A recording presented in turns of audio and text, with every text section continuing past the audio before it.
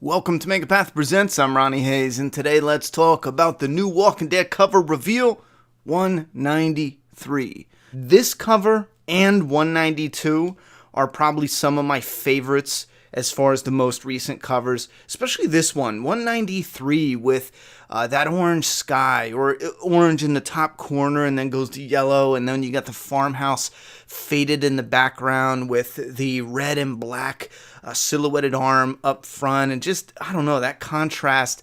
Really dig this cover.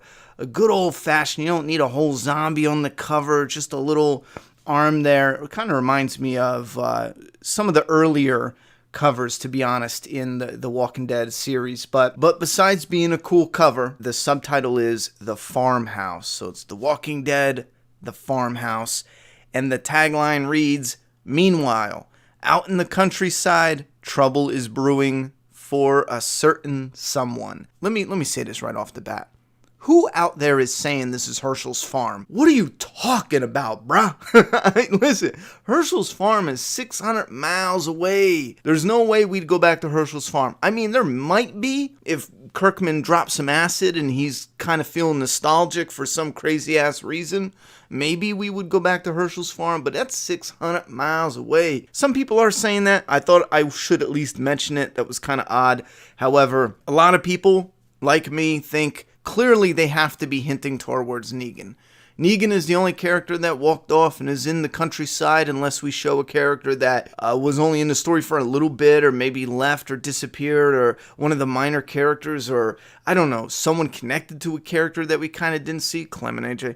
No, I'm just kidding about that. But there's probably other possibilities that I'm completely forgetting about, and if that's the case, please let me know down in that comment box below for sure. But I think it has to be Negan for issue 193. And this is something that I've been talking about for a while. The Walking Dead will never be what it was in the beginning, simply because the story is grounded in realism. Whether you like it or not, or you want to believe it or not, the zombies are the only things that aren't real. I know we have people doing martial art roles away from automatic gunfire, but you know what I'm saying? Like, the zombies are the only things that aren't real. However, the world is grounded in reality. That's one of the most intriguing aspects. That's why it makes it so interesting for a lot of readers. Again, like myself, I really love zombie stories that are grounded in reality. Now, when it comes to that, early on in the outbreak, you had strangers, relatives, trying to survive together, scavenging, going from place to place.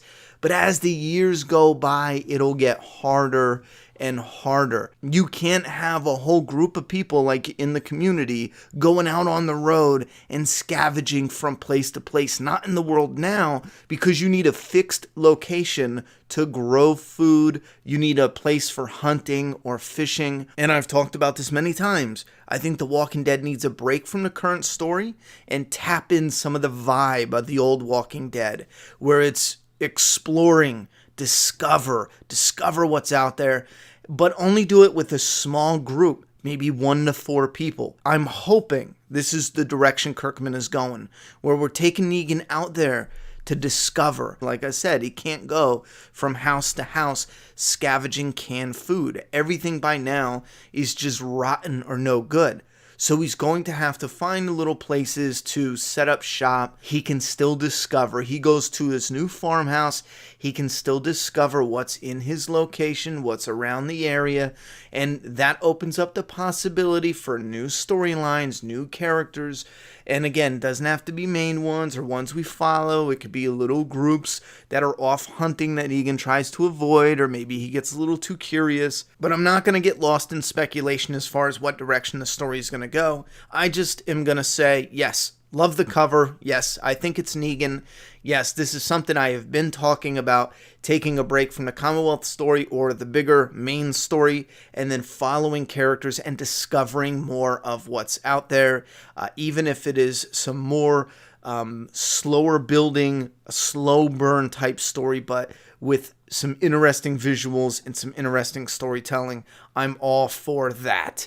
And it would be cool, I know someone's going to bring it up, but it would be cool for Clementine and AJ to enter the comic story now that they're done with the game. However, I still feel like they got rid of the Telltale's The Walking Dead game because Telltale was going under. Skybound probably had some sort of idea things were not going to last. The company was clearly having problems if you look at some of the articles that were being posted before they announced their closure, so they probably just made the final season just to cap out Clementine's story before they missed that opportunity and there was no new season for Clementine or no final conclusion to her story. Because if it would have ended with 3, that was Javier's story and it was so open-ended. She didn't even find AJ again by the end of 3. So I do think it would be cool to either put her in the comic, or if they can work it out with, I don't know how the intellectual property rights go with the combined effort between Telltale and Skybound. I don't know how that goes, but I think it would be freaking awesome if they can release even more games, not the Telltale style, but some new style with Clementine and AJ, something that's more interactive. Imagine a Clementine game that looks and plays like The Last of Us, or a Clementine and AJ game that looks and plays like Days Gone or something like that. Think in that style. And those characters do exist in the comic universe, so that would just be so freaking awesome. Last thing I want to say about Clementine, AJ, Lee, Skybound's The Walking Dead. They're coming out with this definitive edition of Telltale's The Walking Dead. It's called the Guardian Pack. Now, I believe they sold out of the Signature Pack, which was only limited to 100, and it was signed by Kirkman. But this Guardian Pack, it's a bit pricey. However, it comes with, I think it's like a 10 or 14-inch statue of Lee and Clementine, and it was sculpted from some type of the newer models from the season 4. So you know how Lee looked a little bit more updated, and obviously so did Clementine in the flashbacks. Well, these were modeled after that and not season 1, and the statue itself looks incredible. I would put that on my desk and display that with pride. However, I just don't want everything else. I think the one little thing, I forget what it's called, but where you take them apart and reveal smaller ones, and it goes from Clementine in season 4, 3, 2, and 1. Those things are definitely cute to have displayed on your desk. I don't really care about the shirt or the hat. The 2 pins would be nice. Throw them on a backpack. There's an art print that I think is awesome. I would love to hang that up as well. And the cover for the box art looks pretty freaking rad. But for me, the Telltale game it's a one and done. You play it once and you're done. But the memories stay. So, like I said, I would definitely love to have that badass statue. If only they sold that by itself, that would be awesome. But I just want to show love to this definitive pack because I know there's a lot of Telltale fans out there. So definitely cop this if you're interested, because that statue looks friggin' awesome. And I got a thing for statues and displays. I love having stuff cluttering my office on shelves and, right on my office desk. But that looks awesome. Anyway, back to the comic. Last thing I want to talk about. Yeah, the issue covers. I mean, the artwork is always good and consistent, but the covers themselves and what they're showing hasn't really gripped me. I know 186 was kind of cool because of the white, 187 because I like the close-up of Rick, and then we see a little world in 188, but 189 and 190 and 191 didn't really do anything for me, but 192 looks awesome. I love that green sky there with the zombies on the ground. You got Carl with the aftermath of what appears to be one of the streets in Commonwealth. That's a cover I'm definitely excited about because I love that artwork, love that look and style. And then we have 193, which is one of my newer favorites. It's so simple and it pops, and I freaking love this cover.